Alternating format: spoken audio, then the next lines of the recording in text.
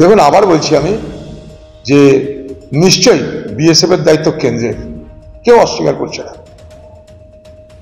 কিন্তু রাজ্য যদি সহযোগিতা না করে সেরকম ভাবে, তাহলে বিএসএফ কতটুকু কাজ করতে পারবে? বিএসএফ এর কাজের পরিস্থিতি বর্ডার সামলানো, গোটা বর্ডারটা শতচ্ছিদ্র বর্ডার, মানুষ, স্থানীয় প্রশাসন সকলে মিলে যদি সতর্ক না হয় তাহলে বিএসএফ এর একার পক্ষে এ কাজ করা সম্ভব বলে আমি মনে করি না। দেখুন আমি অনেক বড় কমিটি চালিয়েছি, বিএসএফদের সঙ্গে আমারও অনেক মিটিং, তাদের অফিসারদের সঙ্গে, ডিজিদের সঙ্গে আমি অনেক এক্সচেঞ্জ করেছি ভিউজ।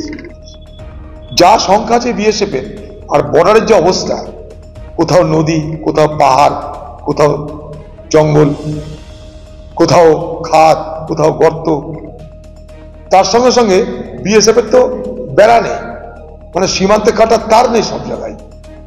স্বাভাবিক কারণে বিএসএফ এর পক্ষে কতটা নিরাপত্তা দেওয়া সম্ভব বর্ডারে, এটা আমার যথেষ্ট প্রশ্ন আছে। পশ্চিমবঙ্গ সরকার সবকিছু বিএসএফ এর ঘাড়ে চাপিয়ে নিজের দায় এড়িয়ে যাওয়ার চেষ্টা করছেন, এটা তারা পারেন না।